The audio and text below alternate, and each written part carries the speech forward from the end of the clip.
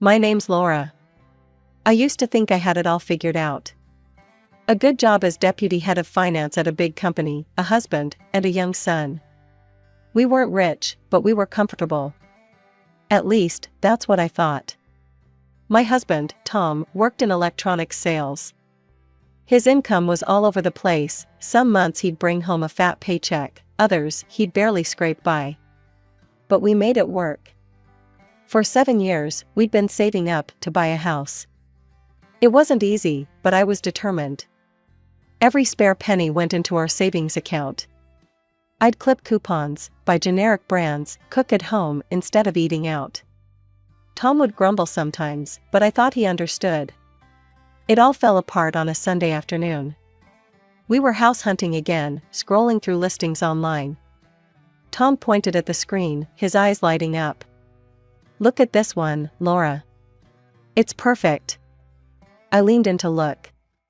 It was beautiful, I had to admit. Spacious, modern, with a big backyard. But when I saw the price tag, my heart sank. "Tom, we can't afford that. It's way out of our budget." I expected him to sigh and move on. We'd had this conversation before. But this time, something in him snapped. "Of course we can't afford it," he shouted, slamming his laptop shut. "We can never afford anything. All you do is save, save, save." He was on his feet now, pacing the room. "For the house, for Jimmy's education. But where's the payoff, huh? When do we get to actually enjoy life?" "Tom, calm down." "No, I won't calm down. I'm sick of this, Laura. Sick of pinching pennies, sick of never going anywhere nice, sick of wearing the same old clothes year after year. I deserve better than this. I deserve a better life, and a better wife."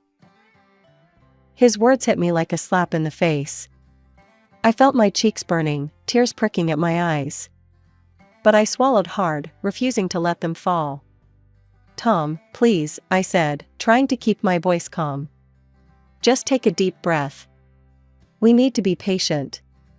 We're almost there with our savings. Let's just calm down and talk about this." I thought my words would soothe him, that we could have a rational discussion. But I was wrong. Tom's face contorted with anger, and without another word, he stormed out of the room, slamming the door so hard the windows rattled. I thought things would get better after Tom's outburst. But I couldn't have been more wrong. The next day, Tom came home with shopping bags full of designer clothes and a brand new smartwatch. I stared at him, confused. "What's all this?" I asked. He shrugged, a defiant glint in his eye. "Just treating myself." "Got a problem with that?" I bit my tongue, not wanting to start another fight. But over the next few weeks, it only got worse. Tom started blowing his entire paycheck on fancy restaurants, expensive gadgets, and nights out with his buddies. One night, as he was heading out the door in a new suit, I couldn't hold back anymore. "Tom, what about our savings? The house?" He turned to me, his face hard. "Life's too short, Laura. I'm done saving for some future that might never come. I want to live now." "But what about Jimmy's education?" I pressed. Tom scoffed. "My parents didn't pay for my education, and I turned out fine. He can get loans or scholarships. Besides, we can keep renting. No need to waste money on a house." I felt like I was talking to a stranger. This wasn't the man I married. As the weeks turned into months, Tom's behavior got more and more outrageous. He started staying out late nearly every night. On weekends, he'd suddenly have business trips, something that had never happened before in all his years at the company. And when he was home, it was like living with a constant critic. Nothing I did was right anymore. "Do you have to chew so loudly?" he'd snap at dinner. "That dress makes you look frumpy," he'd say as I got ready for work. "Can't you keep the house cleaner?" he'd complain, tossing his dirty socks on the floor. Every day, I felt myself shrinking, becoming smaller under his constant barrage of criticism. I tried talking to him, tried to understand what had changed, but he'd just roll his eyes and walk away. 6 months. 6 long, miserable months of this new reality. I barely recognized my life anymore. The warm, loving home I thought we had built together had turned cold and hostile. Finally, one night, I'd had enough. Tom had just finished tearing into me about the dinner I'd cooked, a meal that used to be his favorite. "Tom," I said, my voice quiet but firm. "I think we need to live separately for a while." I expected argument, maybe even remorse. What I didn't expect was the look of relief that washed over his face. "Yeah," he said, nodding. "I think that's a good idea." His easy agreement felt like a punch to the gut. But it also confirmed what I'd been fearing for months: the man I loved, the life we'd built together, was already gone. The days after Tom left were a strange mix of loneliness and peace. I told myself this separation was temporary. That Tom would realize what he was missing, face the harsh realities of life on his own, and come back, appreciating everything we'd built together. I was so naive. It was a Tuesday evening when my phone started buzzing nonstop. At first, I ignored it, focusing on helping Jimmy with his homework. But when the notifications kept coming, I decided to check. The moment I opened my social media app, my heart stopped. There, at the top of my feed, was a photo that shattered my world. Tom, my husband, was standing on a yacht. His arm was wrapped around a stunning blonde with legs that seemed to go on forever. They were both grinning, the blue sea stretching out behind them. But it was the caption that really got me: "Starting a new life." I retreated to the kitchen, my hands shaking as I scrolled through the comments. Friends, family, co-workers, everyone was asking the same thing: who's that woman with Tom? Then, 5 days after the photo appeared, there was a knock at the door.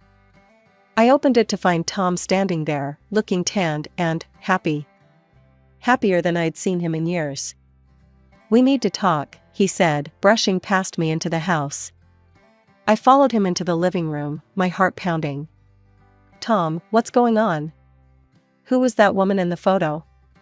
He turned to face me, a smirk on his face that made my stomach turn. "That's Vanessa, my girlfriend." The room seemed to spin. "Girlfriend? But we're married." "We're just separated, Come on, Laura," he cut me off. "Let's not pretend.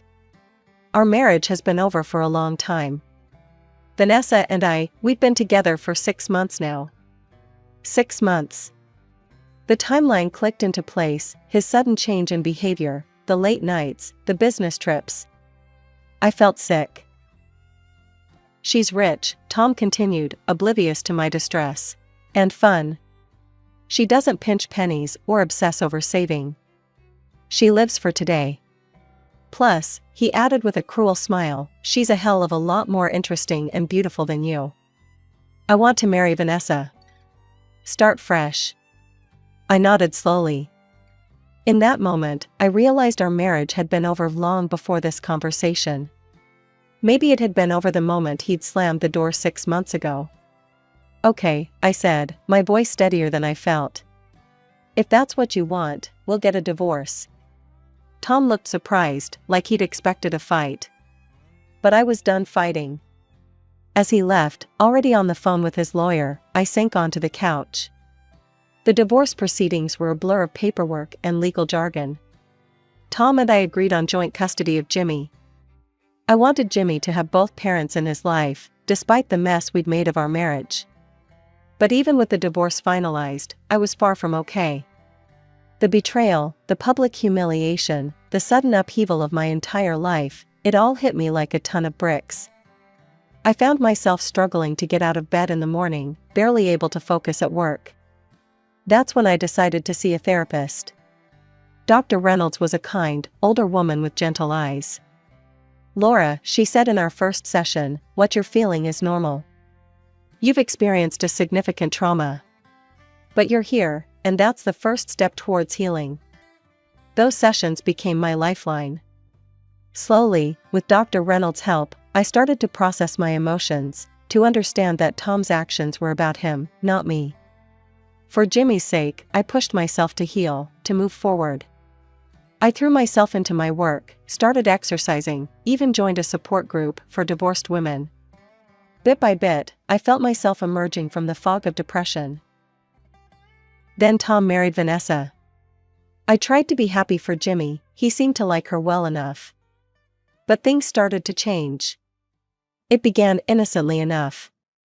Tom asked to have Jimmy for a weekend here, an extra day there. I agreed, wanting to encourage their relationship.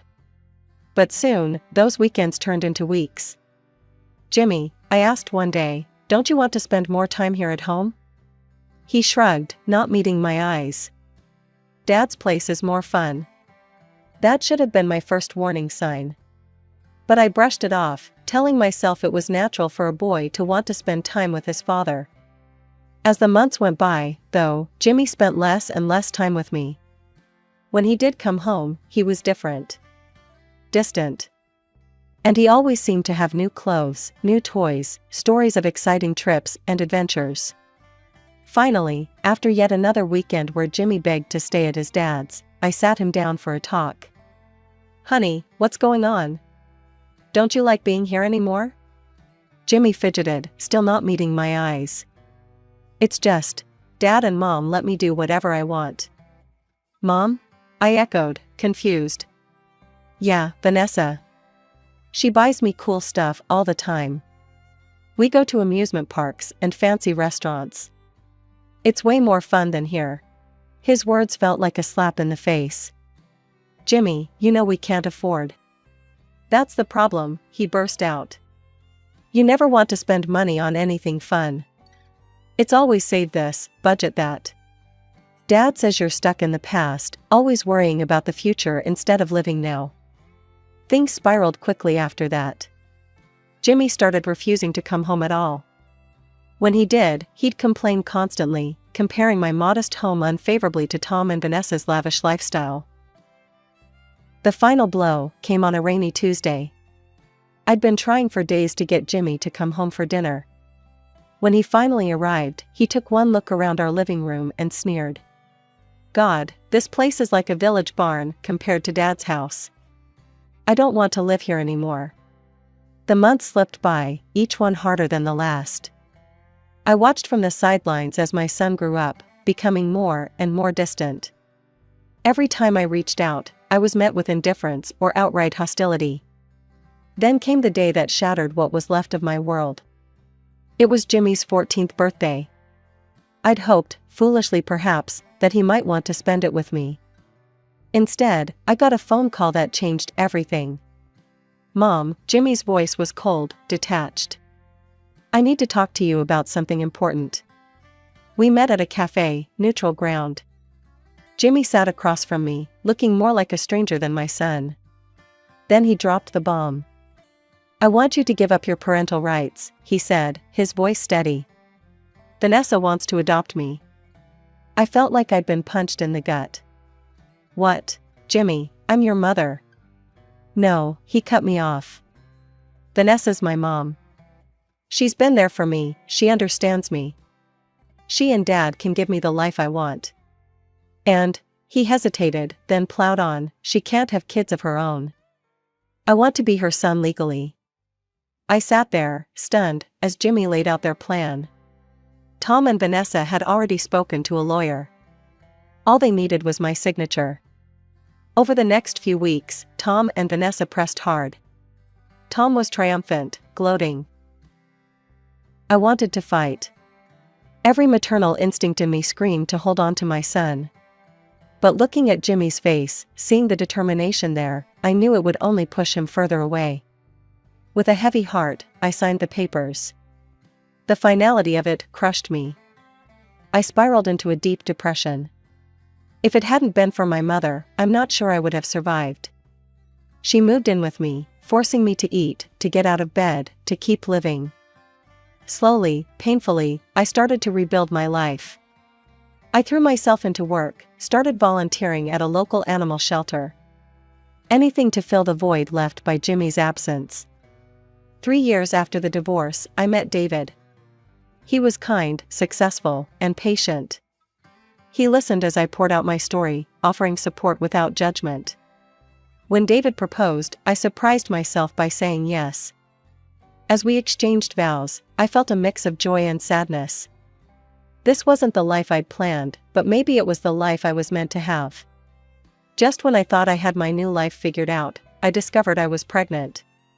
The news hit me like a tidal wave of emotions: joy, fear, excitement, and a twinge of sadness as I remembered the son I'd lost. David was over the moon. He'd always wanted children, but had never had the chance. We threw ourselves into preparing for the baby, transforming one of the rooms in our new house into a nursery. Oh, the house! It was everything I'd ever dreamed of and more. Spacious, with a beautiful garden and a view that took my breath away every morning.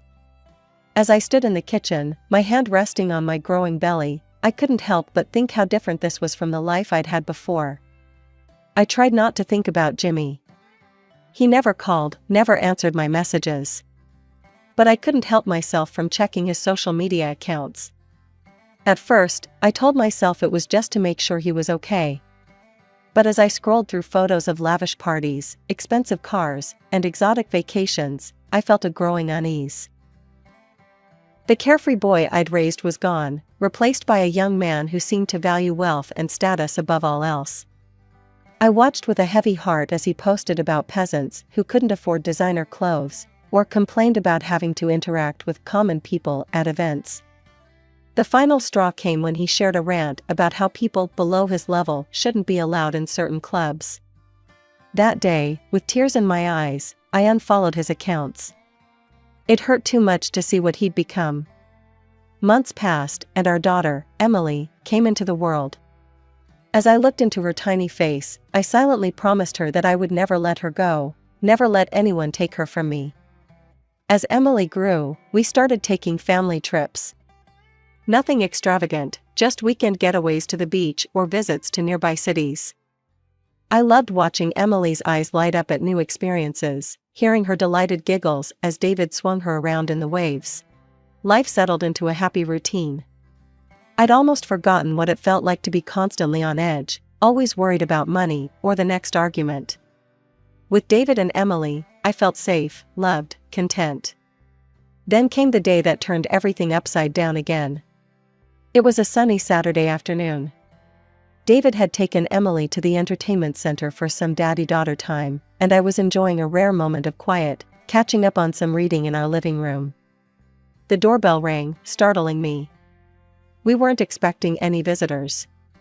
Curiously, I went to answer it. The moment I opened the door, my heart stopped. Standing on my doorstep, looking older and somehow both familiar and strange, was Jimmy. He was taller now, his boyish features sharpened into those of a young man. He was dressed expensively, a gold watch glinting on his wrist.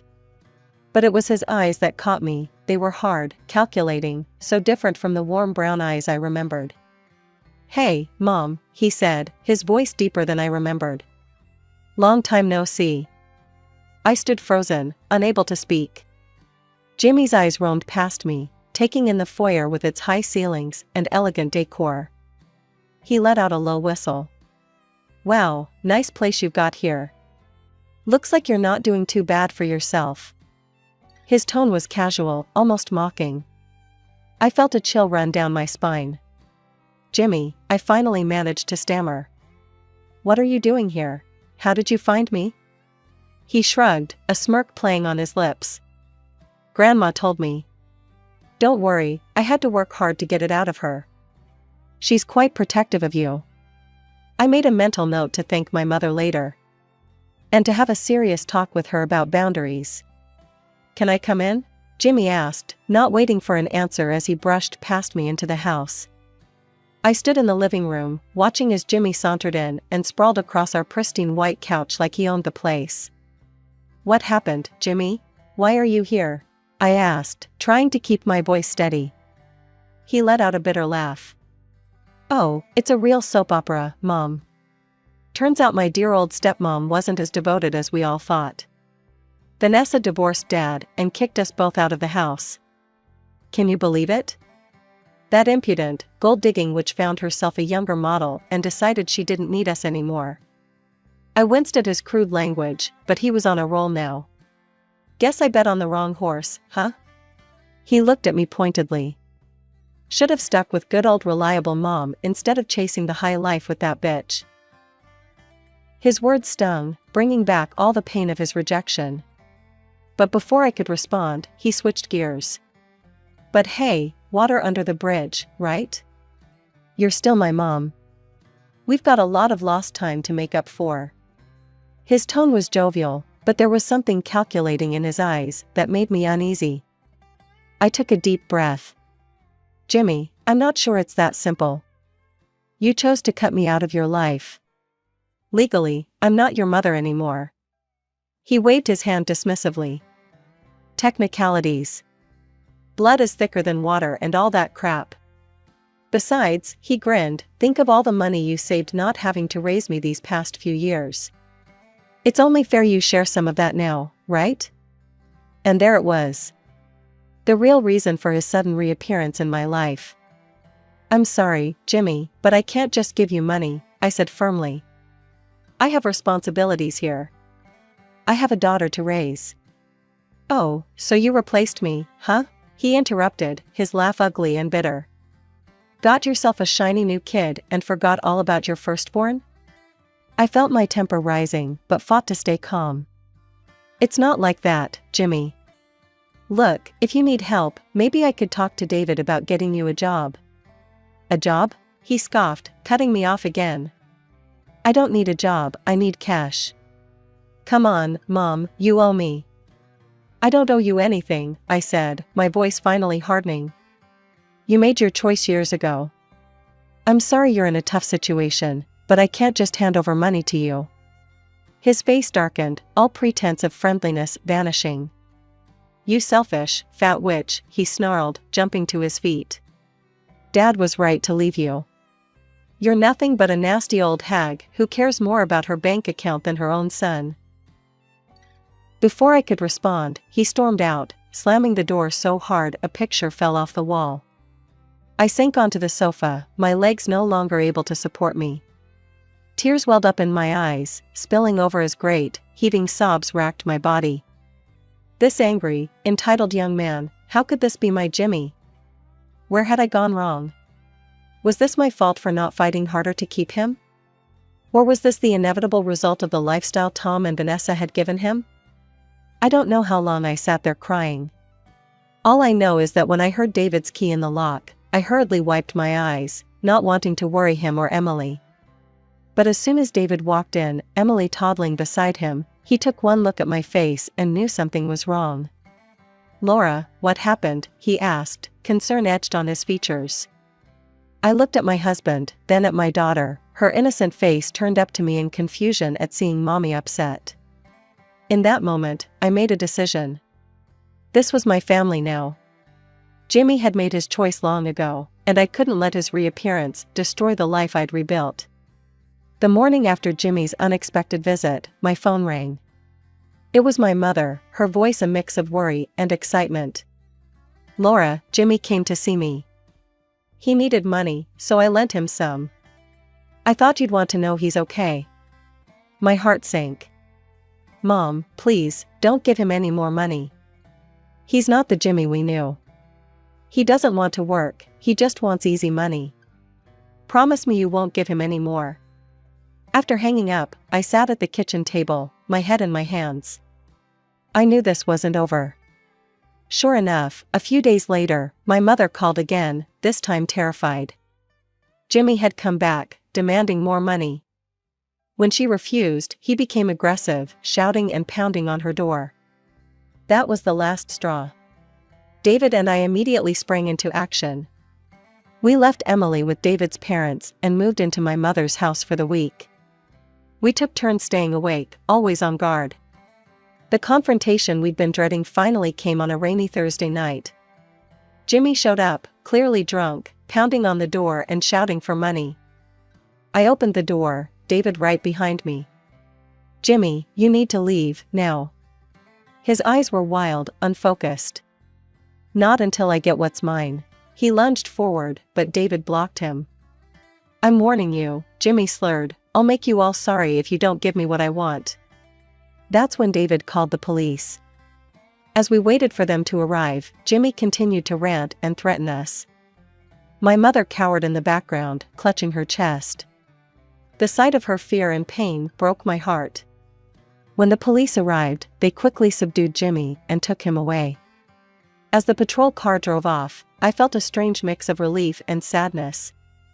Later that night, I reached out to Tom on social media, hoping he might be able to help Jimmy. His response was cold. "Not my problem anymore. Vanessa left me, took everything. I've got my own issues to deal with. Jimmy's on his own." Reading his words, I felt the last threads of my old life finally snap. The next day, I went to court and filed for a restraining order against Jimmy. It was the hardest thing I've ever done, but I knew it was necessary to protect my family. Months passed, then years. We never saw Jimmy again. Sometimes I'd lie awake at night, wondering where he was, if he was okay. But gradually, those sleepless nights became less frequent. Life went on. Emily grew into a bright, curious little girl. David's business flourished. One sunny afternoon, as I watched David pushing Emily on the swing in our backyard, I felt a profound sense of peace wash over me. This was my life now, not perfect, but filled with love, laughter, and joy.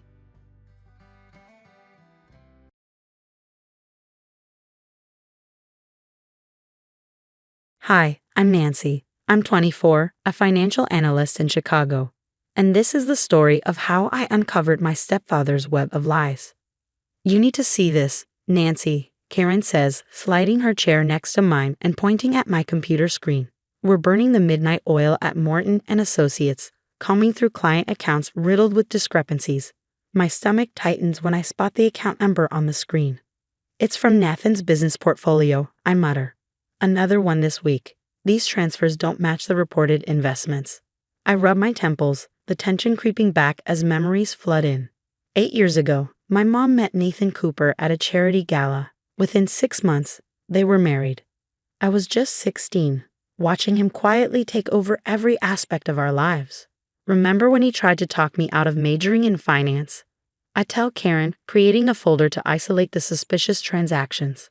"Yeah, your stepdad always gave me the creeps," Karen replies, her tone sharp. "The way he monitors your mom's spending, how he convinced her to cancel her art classes because they were too expensive. Meanwhile, he's funneling thousands into phantom accounts." My phone buzzes, interrupting our conversation. It's Uncle Kevin. "Nancy, are you free for coffee tomorrow?" "We need to talk about Nathan." Relief washes over me. Finally, someone else sees it too. Uncle Kevin has never bought into Nathan's perfect businessman act. That evening, I'm sitting at the dinner table with Mom when Nathan walks in. "Linda, darling, I need you to sign these papers for the house renovation," he says, placing a folder in front of her.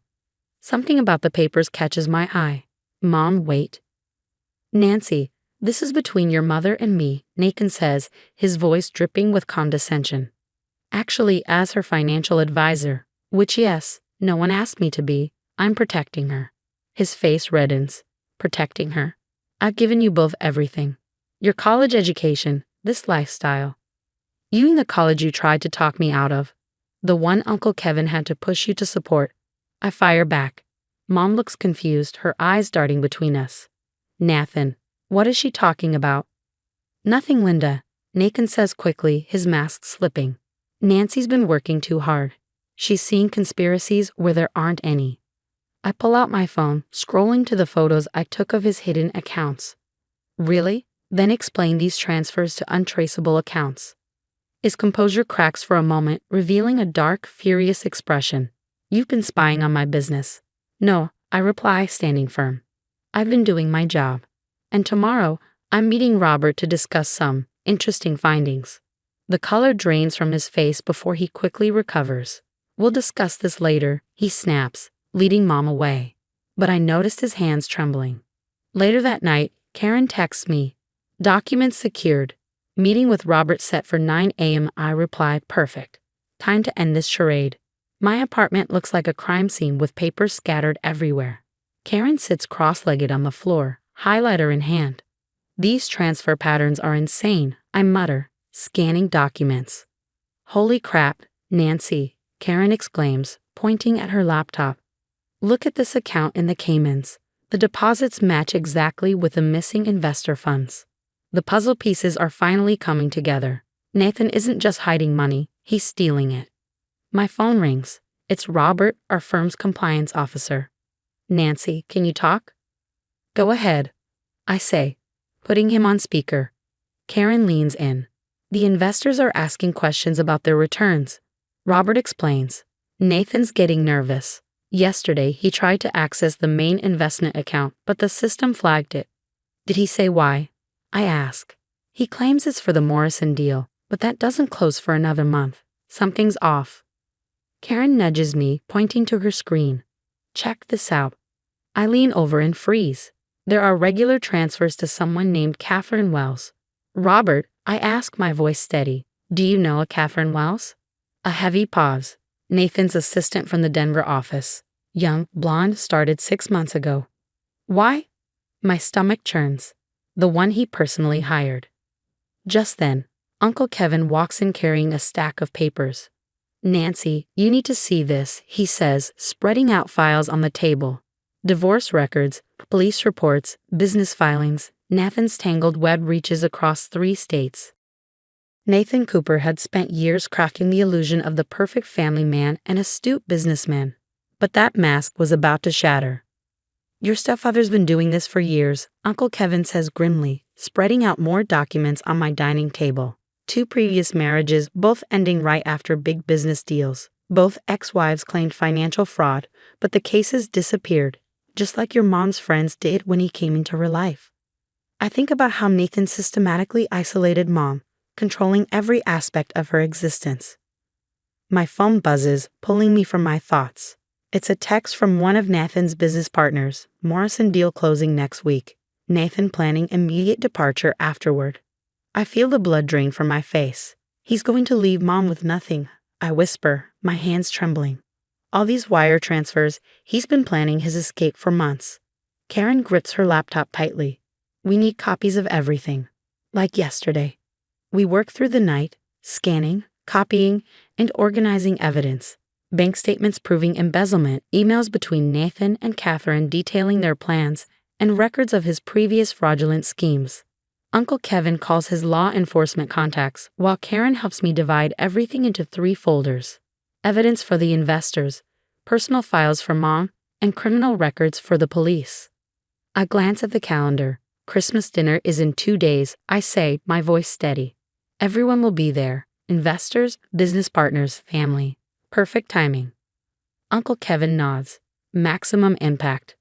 The dining room sparkles with Christmas lights as Mom fusses over the table settings. Nathan, ever the gracious host, sits at the head of the table, charming Robert and the other investors. He's in his element, basking in their admiration. Wonderful dinner, Linda, Robert says, raising his glass. Though I'm surprised you invited the whole firm. Christmas is about family, Nathan says smoothly, and some of us are practically family, aren't we, Catherine? Nathan freezes mid-sip, choking on his wine as Catherine shifts uncomfortably in her seat. I'd made sure to invite her, pretending it was a gesture of office inclusion. Before dessert, I stand. I have something important to share, I announce, pulling out a thick folder. Nancy, not now, Nathan hisses, his voice low and threatening. Actually, it's perfect timing, I counter, handing out copies to everyone. These documents show where the Morrison investors' money really went. Fascinating reading. Mom frowns as she flips through her papers. What are these bank transfers to Catherine Wells? That's what I'd like to know, Robert says, his tone icy as he studies the documents. Nathan lunges for the files, but I'm ready. Careful, I warn, stepping back. There are copies with the SEC. You little. Nathan snaps, swinging at me in rage. Uncle Kevin catches his arm mid-swing. Don't you dare touch her. Linda, she's lying. Nathan protests, struggling against Uncle Kevin's grip. Like you lied to your previous wives? I retort, pulling out another set of papers. The ones you bankrupted in Denver and Houston. Catherine stands suddenly, her chair scraping the floor. Previous wives, you told me you were married once. Baby, I can explain. Nathan pleads, desperation cracking his voice. Don't baby me, you said we'd start fresh after the Morrison deal. Mom's face goes pale. Start fresh, she whispers. He was planning to leave me, broke and alone. I nod. Just like the others. The sound of approaching sirens fills the room. Police burst through the door moments later, shouting commands. Nathan tries to run but is tackled to the ground, his furious protests drowned out by the chaos. You've been betrayed, he screams as they cuff him. You'll all pay for this. The only traitor here is you, I say coldly, and now everyone knows it. Mom collapses into Uncle Kevin's arms, sobbing. Catherine, visibly shaken, hands her phone to an officer before slipping out the door. Nathan's business partners huddle in a corner, their faces pale as they frantically strategize damage control with their lawyers. As the chaos of that fateful Christmas faded into memory, our lives transformed in ways we never imagined. For the first time in 8 years, I saw something in Mom's eyes I hadn't seen before. Freedom. The fear Nathan had instilled in her was gone, replaced by a quiet strength. As the police led him away that night, she mouthed, "Thank you." Now, a year later, I cradle my phone while watching Mom hang ornaments on our new Christmas tree. Mom, you won't believe who just called. She turns to me, a smile softening her features, something she does freely these days. Please tell me it's good news. I've had enough drama for a lifetime. Nathan's second ex-wife, I say, unable to hide my grin. She's joining the class action lawsuit. That makes 5 victims now. Good, Mom says firmly. Let him face every single person he hurt. The TV catches our attention as the anchor announces breaking news. Investment mogul Nathan Cooper faces additional fraud charges in Denver. His former associate, Catherine Wells, has provided key testimony. Turn it up. Karen calls from the kitchen, walking in with mugs of hot chocolate. The report continues. Cooper's assets have been frozen across 3 states. Sources say his legal troubles mounted after his dramatic arrest at a family Christmas dinner last year. I smile at the memory, absently touching my jaw where his swing had left a bruise. It's long gone now, but the victory remains as sweet as ever. Hey, speaking of victory, Karen says with a grin, should we tell her? Tell me what? Mom asks, looking between us curiously. Karen nudges me, and I can't keep it in any longer. Mom, meet Morton and Associates' newest junior partner. The board voted this morning. Tears well up in her eyes as she pulls me into a tight hug. My brilliant girl. Robert said they're renaming the firm next year, Karen adds. It'll be Morton, Mitchell, and Associates. Just then, Uncle Kevin walks in carrying his ever-present stack of files. Just met with the lawyers, he says, setting them down. Nathan's plea deal fell through. Catherine's testimony destroyed his defense. How many years is he facing? I ask. Minimum 20, Uncle Kevin replies. His former business partners aren't playing nice, either. They're liquidating everything. Mom adjusts a framed photo on the mantel, her with her friends from the art class she rejoined after Nathan's arrest. Remember how he said my art was a waste of money? She asks, her voice tinged with pride. Well, guess who just sold 3 paintings? Before I can respond, the doorbell rings. It's our neighbors, bringing Christmas cookies. Under Nathan's reign, we never had simple moments like this. Oh, show them the magazine, Mom exclaims, hurrying to grab a copy of the business journal.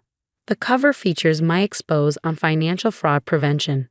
You know what's ironic? I say, holding the magazine up. He always said I'd never understand finance like he did. Now his case is taught in fraud prevention classes. The news report wraps up with a satisfying conclusion. Cooper's former associates have faced charges, and his hidden accounts have been seized. Karma, it seems, has caught up with him. Outside, carolers sing, their voices filling the air with joy. Mom hums along as she places cookies on a tray. She used to love caroling before Nathan deemed it wasteful. But Nathan's power over us is gone now, replaced by something stronger.